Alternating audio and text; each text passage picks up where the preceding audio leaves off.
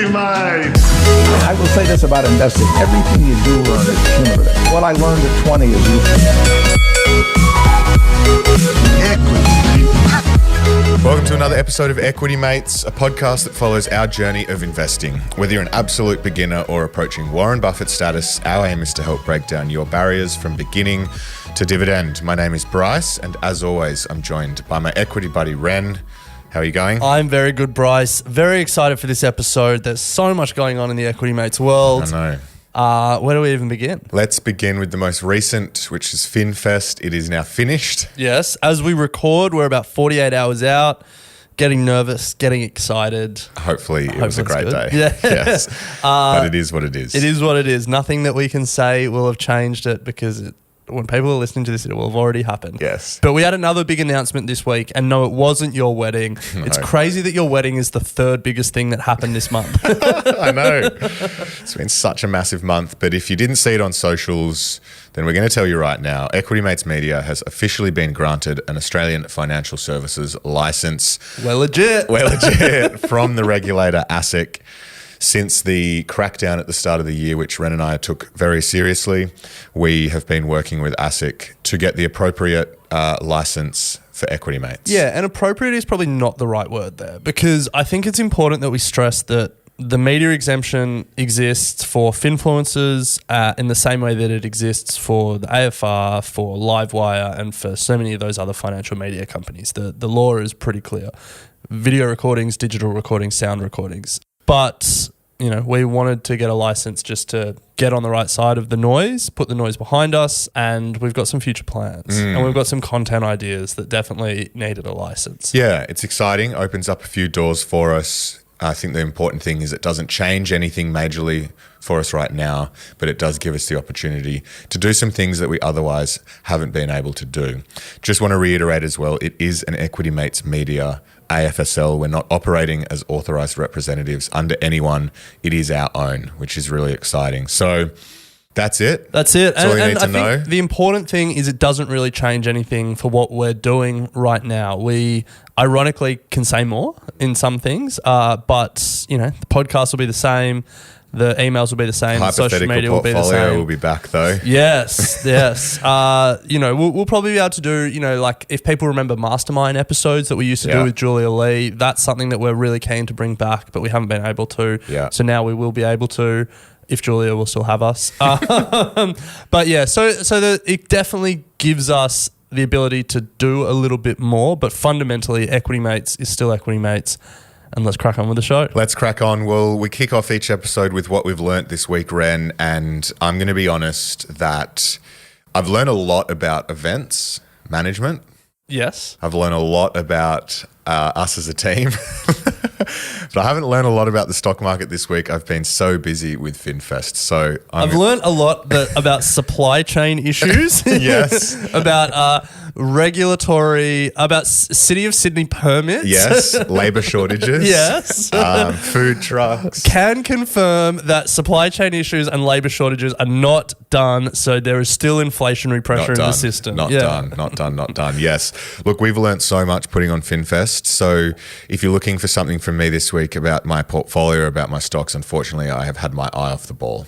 That's okay. Nice. What about you? Well, I mean, look, similar to you, we had your wedding. I stayed down the coast for a couple of extra days. Oh, really? Yeah. Nice. Came back and it's been FinFest and then getting our AFSL finalised, announcing that. But the thing that I learned, well, the thing that I was reminded of is that with all the tools available to investors nowadays, you can live a busy life and still be an investor. And my auto invest has been going off without me doing anything. Whenever my paycheck hits my account on a Monday, I have the auto transfer set up on the Tuesday. They go to my savings and my, you know, this fund and that, and then my brokerage. And then on Wednesday, my auto invest kicks in and I get a text from my broker at about 10:05 saying these trades have done. And, you know, you can live your life. You can have a busy job. You can be down the coast celebrating your mate's wedding and the broker just does the work for you. The broker does the work for you. That is what I learned this week. You don't have to be an investor to be invested. And that is the end of Equity Mates. You don't have to talk about stocks at a house party. You don't have to wear a Patagonia vest. You don't have to listen to this podcast. What else are the tropes? Work in finance. You don't have to wear chinos and RMs. I do. I am wearing chinos and RMs right now. But yeah, like it has never been easier to invest. Everyone's life is so busy at the moment, especially coming out of COVID, and everyone's wedding that was delayed for the last 3 years is now back on, and people are traveling. But you can set yourself up that your money just is automated.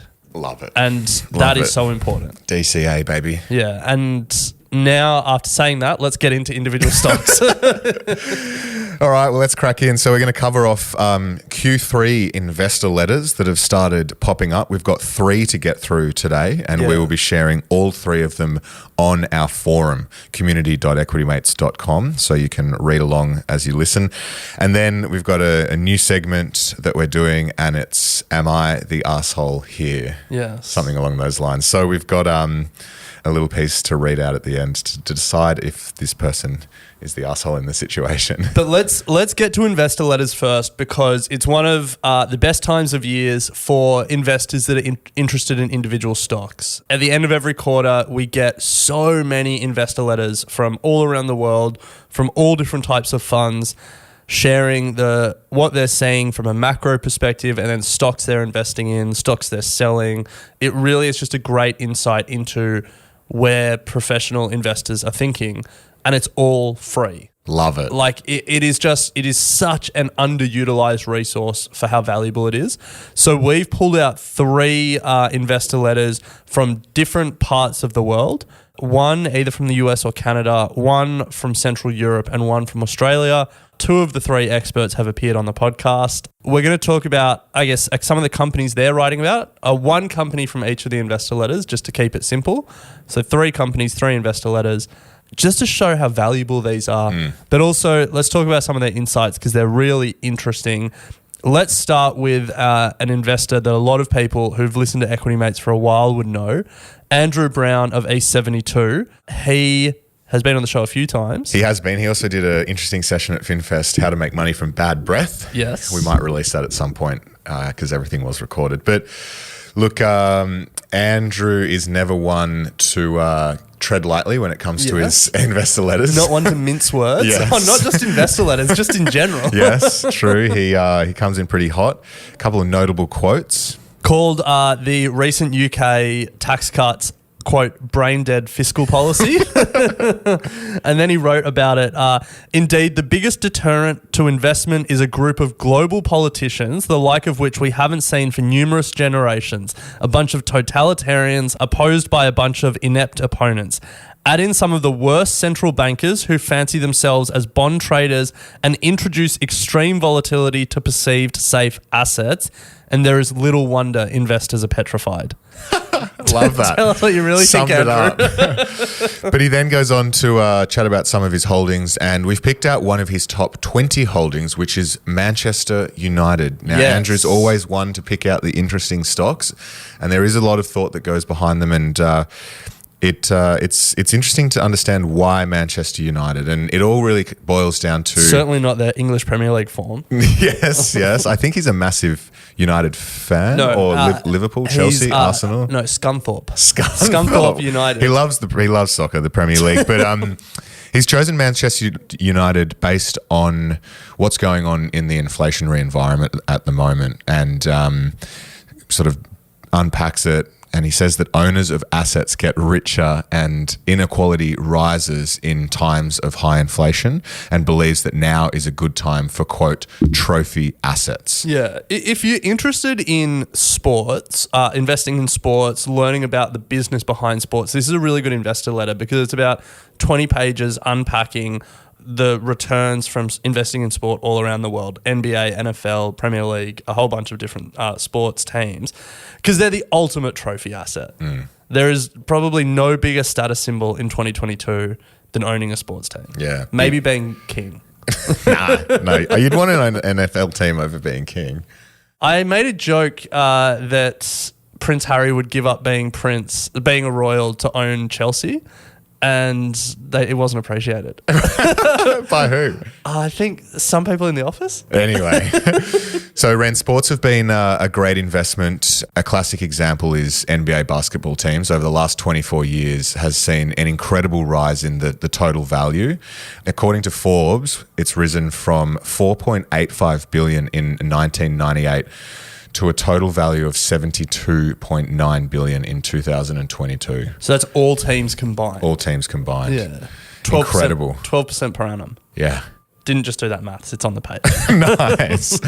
So there's no wonder Andrew's looking at it. And as I said, it has been in the media. I think NFL is similarly impressive with the returns that the owners are getting from those teams. Yeah. And so American sports get a lot of focus. The investment world tilts towards America. But as Andrew writes, quote, over very recent years, high net wealth Americans have been discovering what wealthy Asians, the Stasi and Russian oligarchs knew years ago. For all the hoopla about US sports, one game, association football, is ubiquitous. So now the Americans aren't just coming, they are invading. And we are seeing, so that's the quote. And we are seeing that, like the amount of Americans that are now buying English Premier League teams. I mean, it's been happening for a while, but the Chelsea sale was to an American, but Manchester United is the only listed English Premier League team. It's the only way for people like you and I to, I guess, access the Premier League. And it's controlled by an American family as well, the Glazer family. Glazer, yeah. Yeah, there's no other EPL listed. EPL. Yeah. I think there's 11 listed soccer teams. There's a bunch of other. Madison Square Garden owns a couple of them. Formula One is listed through Liberty. The Brisbane Broncos are listed in Australia. Yes. So there's a number of listed sports teams, but English Premier League, Manchester United is the only one. Yeah, right. So Andrew, this is in his top 20. He says that, given what you've just said, Ren, it's the only way to participate is through Manchester because they're listed, controlled by the Glazer family, but talks about a value trap. Yeah, because here is the rub. They've been a terrible investment. Yeah, shocking. If you look at their last 12 months, it's a downward trend. Not almost surprising. as poor as their on-field performance. 5 years, yeah, almost as poor, if not poorer. 5 years, they're down 30%. Yeah, it's not great. So what's the investment thesis then? Good question. Well, good question, Andrew. it's a trophy asset. It's all Inflation. about the sale. It's all about the sale. So Andrew writes in the letter, you don't want to get stuck in Manchester United. You don't want to buy and hold it and put it in a coffee can in your bottom drawer. He writes that the possibility of a sale from every angle is increasing. And what we see with these trophy assets is that because they're so in demand, because they're so scarce, because they so rarely come up for sale, what they actually get sold for is often a lot higher than what Forbes is valuing them at or what the stock market is valuing them at. And we've seen that twice this year. So Chelsea, the English Premier League team, but also the NFL's Denver Broncos, both got sold at massive premiums to what they were valued at. I think the Broncos were sold at a 24% premium to their Forbes valuation. So Andrew's view is that the Glazer family might be getting a bit sick of Manchester United, and apparently Britain's richest man, Jim Ratcliffe, never heard of him, is sniffing around the club and maybe thinking of buying. So that's his thesis. It's an interesting thesis. It makes sense, but how long do you wait? Yeah. We could ask. We literally could call him right now. We should. How long do you wait? If he's sniffing around the club, it's a trophy asset. You've got to convince the Glazer family to get rid of a trophy asset. It could be ages, and in a stock that hasn't performed over 5 years plus, you don't want to get stuck in it. It's a for me feels like a low probability. Okay. Yeah. That is based off no understanding of how likely it is that it's getting sold soon. Yeah. And you have no interest in the Premier League as well. Yeah, I do. I've watched. I do. True. Our Yeah. boy Haaland's doing well. Yeah, he's killing it. He's absolutely. Anyway, let's move on to the Vlatva Fund, Ren, that we Vlatava Fund, run by Daniel Gladys, who has been on the show. Yeah, Central Europe's oldest hedge fund. Yes, yeah. Yeah. Fascinating interview, and the biggest sort of takeaway from this investor letter, and we've spoken about this on the show before, is that you don't have to find uncommon companies Yes. to have successful investment returns. and many, so Daniel writes about his top 8 holdings. Many of them are really well-known companies. The first company on the list undermines that point, but the rest... I was like, I've never heard of this one before. Alimentation Couchard I think you spoke about this on the show as well. it's Canada's biggest like service station and convenience store operator. Yeah. Like apparently, just Killing gold it. class, Gold class, gold yeah. standard when it comes to retail, small format retail. You're a retail guy, bro. I would have thought you had something about this. No, I just it does ring a bell, but I completely dropped off my radar. Yes. But otherwise, Ren, on his top 8 holdings outside of that, Berkshire Hathaway, BMW, CVS Health, JP Morgan Chase, Lockheed Martin, Markle Corporation, and the Nikkei 225. Yeah, so Markel I hadn't heard of before, and we'll have a bit of a look at them in a sec. But interesting that one of his top 8 holdings is the Nikkei, which Yeah. is Japan's stock market index. Yeah. Does he say why? Yeah, you got to read the letter. I should. But let's talk about Markle because that was the other one, or that was the one I hadn't heard of before. When writing about Markle, he starts with an observation about Berkshire, which is that we've seen its success for, 60 years now, and almost no one has been able to replicate it. What? Buy insurance, use the float to invest. Yeah. Why don't we try that? But like, don't you find that really interesting that Buffett just for decade after decade has been the stock market star, has been the belle of the ball. Surely people will have been able to replicate his strategy, but they haven't. True. Not to say no one's tried. Yeah, But definitely. Yeah. But it just hasn't been as such as a success. Yeah. Yeah. So how does Markle fit into that? Well, Daniel writes that he believes that the closest company following Berkshire's footsteps path is Markle. So much like Berkshire, they're founded upon insurance that produce a float that can be invested in public equities and private companies. Daniel thinks that Markle is 30 years behind Berkshire in its development. So where Berkshire was in the 90s, I guess. What, in terms of like their positions or just I think in terms of their size. Size. Yeah. Interesting. Well, I have never heard of it. Never heard of it. Where's it listed? Listed in New York. Okay. Yeah. Nice. $15 billion market cap. So not small, but I mean, kind of small in the world of America. Founded in 1930. It's been around for a while. Been around, well, not for longer than Berkshire, but longer than Buffett's own Berkshire. Yeah. Yeah. But But, 30 years behind. Buffett's just the king. But I don't know if they would do it. No, I don't think they started in 1930. Fair call. But anyway. Yeah, good takeaways. I love the takeaway that you don't have to find those uncommon companies to be a successful investor. I think when I started out particularly, there was that urge to try and uncover something that no one has ever found. And sometimes the best investments are just literally right in front of you. And there's a reason that these investors are buying these companies time and time again. So great reminder. So for those playing along at home, we should have said before, Manchester United's stock ticker is MANU, listed in New York, ManU. And then Markle's stock ticker is MKL, also listed in New York. I just looked at their 5-year chart, only up 5% in the past 5 years. Ow. But up 13,000% since 86. Wow. Okay, well, Buffett, for the last 5 years, Berkshire's 42%. So Okay. outperforming. Well, yeah. Love it. All right, Ren, we've got one more stock to do and then closing out with a new section. So before we jump into that, we're just going to take a quick break to hear from our sponsors. So the final investor letter is from Right Tail Capital, Jeremy Cockema. We haven't had him on the show, but He has spoken about one of Ren's absolute favourite companies. This segment could go for a while.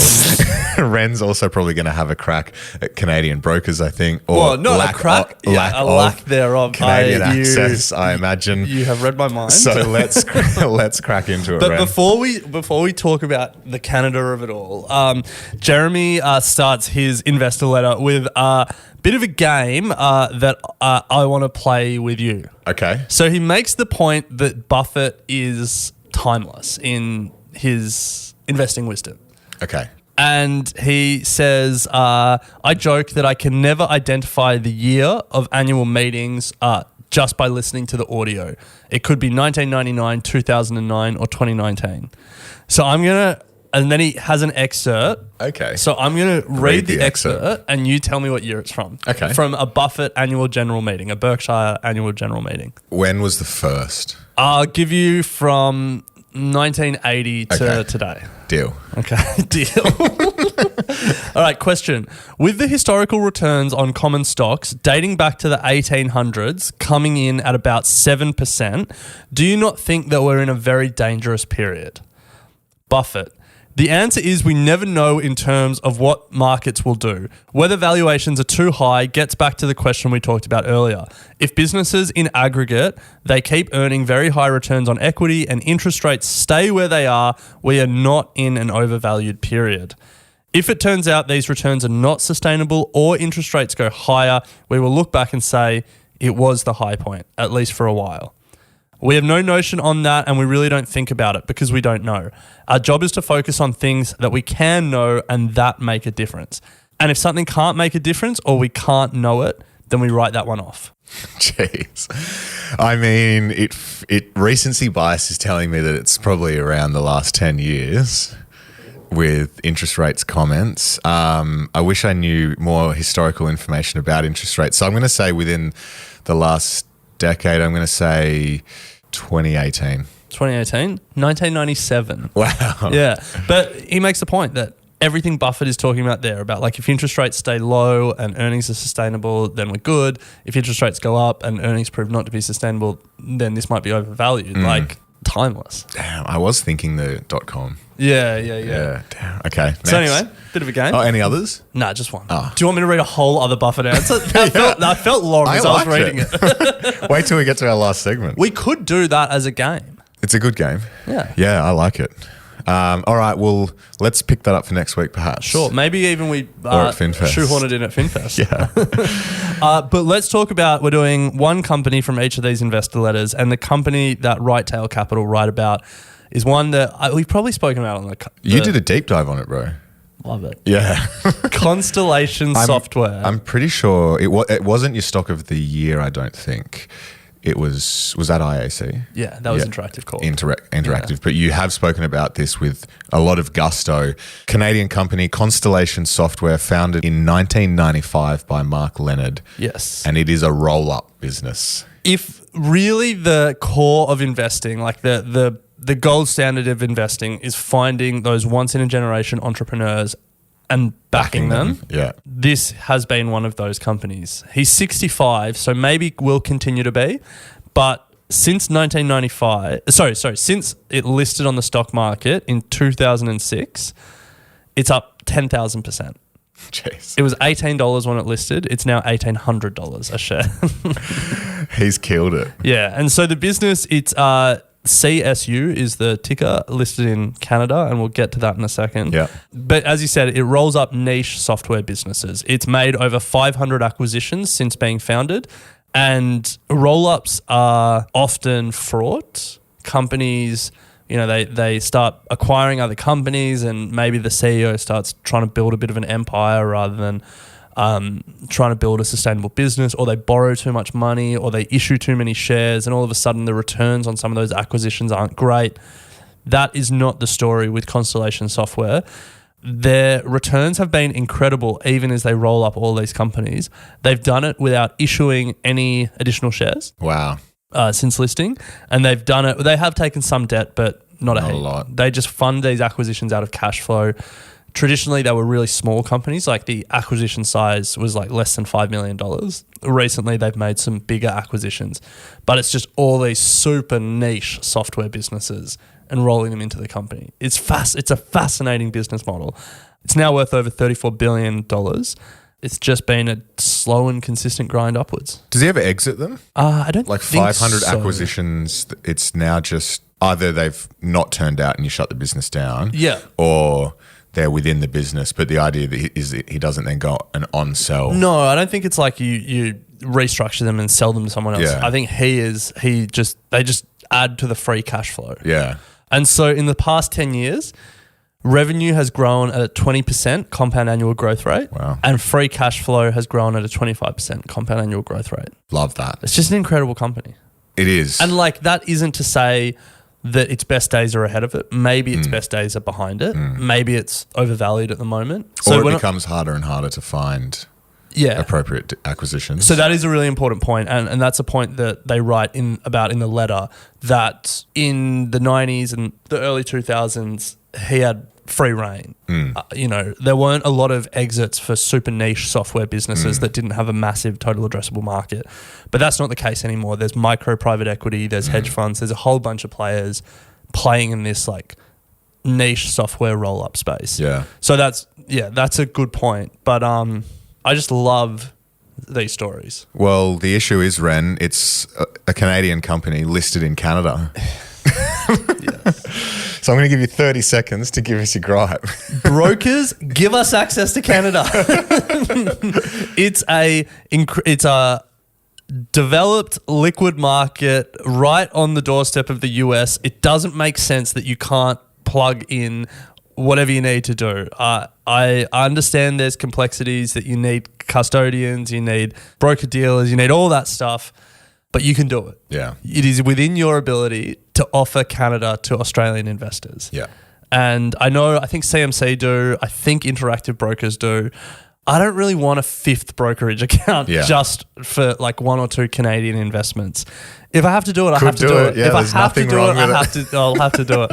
But there are some pretty incredible companies coming out of Canada. So mining isn't we don't talk about it a lot, but Australians love mining. We love it with a passion. We love digging stuff out of the ground. You know who else loves digging stuff out of the ground? Canada. The fourth biggest oil producer in the world. One of the biggest gold producers in the world. That is Canada. But they also have a heap of good non-mining and resource businesses. They have Constellation, which we've spoken about. They have Alimentation Couche-Tard, that we spoke about, the retailer. Brookfield Asset Management, you've probably heard of them. Yeah, yeah. They're buying stuff everywhere. They partnered with Mike Cannon-Brookes to try and buy AGL earlier this year. Restaurant Brands International, heard of them? No. They own like Burger King and a bunch of fast food restaurants. Bill Ackman, he seems to always be buying and holding them. Right. Shopify, heard of them?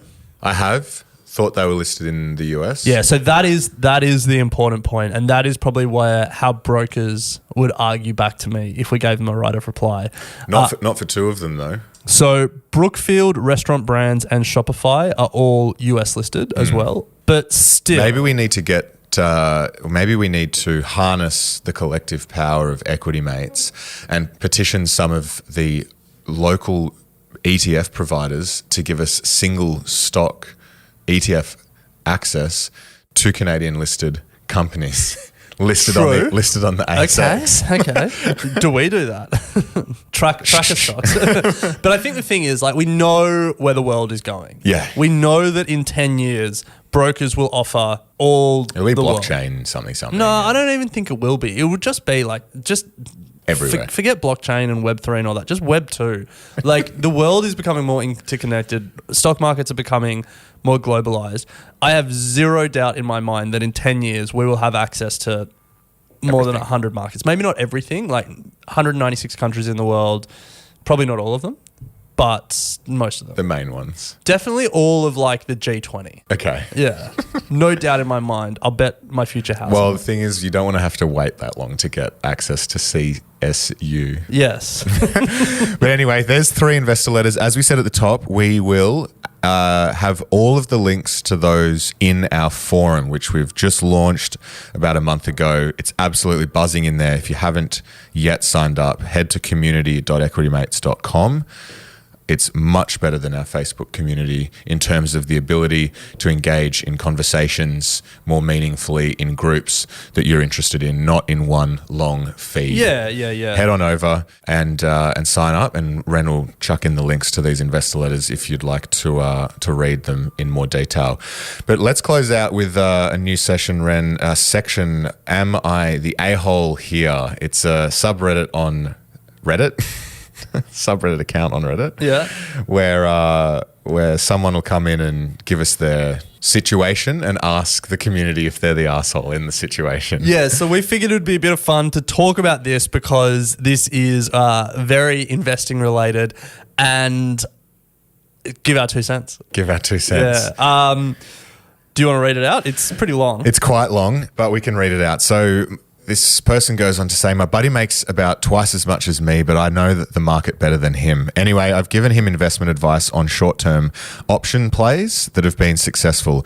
He has more disposable income to put into these plays, so he makes more than me on these trades that are my idea. I probably wouldn't normally be too bothered by this, except that simultaneously my long-term portfolio has been hit hard by the drop in growth stock valuations. He's my friend and I want him to do well, but I find myself growing some level of resentment towards him as I'm his free financial advisor and he gets to put profit off my work to a greater degree because he has more money to invest than me.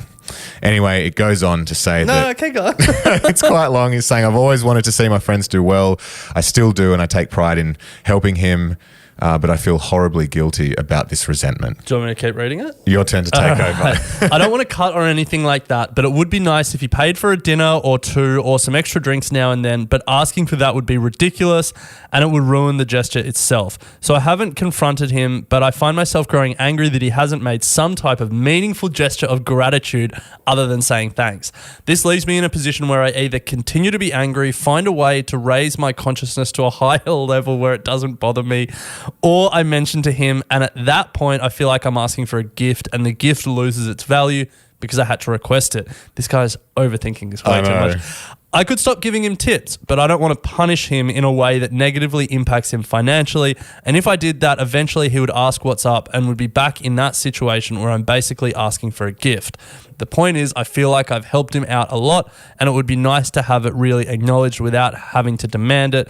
So in the sense, I feel justified.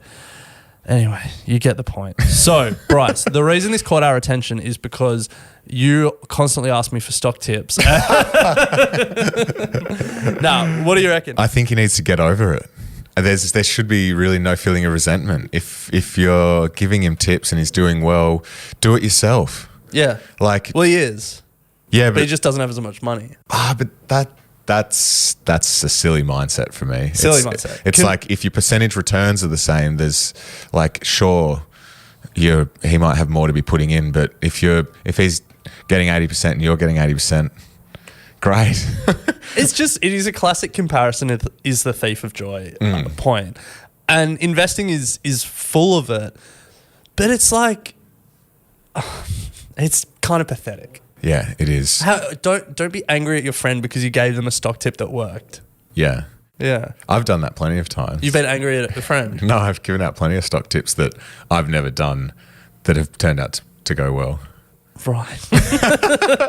Or I've been given stock tips that have done well and I didn't act on, and I don't feel a sense of resentment towards that person because they didn't tell me hard enough to buy into it. The pathetic thing is, like, if he told his friend only put the same amount of money on the trade that I'm putting on, then he wouldn't be resentful. Yeah. It's just that he has more money. Yeah. I think that's the resentment part, maybe. Yeah. It's like by trading successfully, you're going to have more money than you would have. That's the point. Yeah. I don't anyway. think there's a lot to talk about. Is Dude, he the get asshole? over yourself. Is he Don't the asshole write in 5 this situation? paragraphs Reddit threads. Just The answer is yes. He is the a-hole. I think for feeling this level of resentment. I like how you're switching between asshole and a-hole. I realised that as well. Anyway, we're going to keep an eye on the thread to see what else comes from a finance point of view. It's not all finance in there. It's in that thread. No, it's just everything. every situation. Yeah, but yeah. if anything pops up, What advice, if we were speaking to him right now, what would you tell him? increase your income. Fair. Keep what's within your control. Find Stop- find less successful friends. Is your friendship more important? Yeah. If so, sack giving him tips. No, don't start giving him tips. Just get over yourself. It just all boils down to the fact he's giving him tips and it's going well. Stop giving him tips. Yeah. It's that easy. Yeah. Just be like, sorry, mate, I'm out of tips. Next question.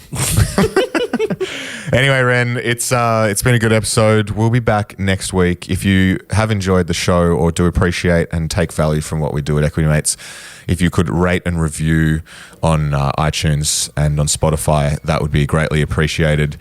5 stars if you want to leave us a comment. Otherwise, that's not 5. You can email us directly at contact@equitymates.com. It does go a long way to help us be found in Australia and on charts overseas, so we would appreciate it. But that's it, Ren. We'll pick it up next week. Sounds good. You have been listening to an Equity Mates Media production. In the spirit of reconciliation, Equity Mates Media acknowledges the traditional custodians of country throughout Australia and their connections to land, sea and community. We pay our respects to their elders past and present and extend that respect to all Aboriginal and Torres Strait Islander peoples today. This podcast is intended for education and entertainment purposes. Any advice is general advice only and has not taken into account your personal financial circumstances, needs, or objectives. Before acting on general advice, you should consider if it is relevant to your needs and read the relevant product disclosure statement. And if you're unsure, please speak to a financial professional. The hosts of this podcast and their guests may have positions in the companies mentioned. Equity Mates Media operates under an Australian Financial Services Licence 540697.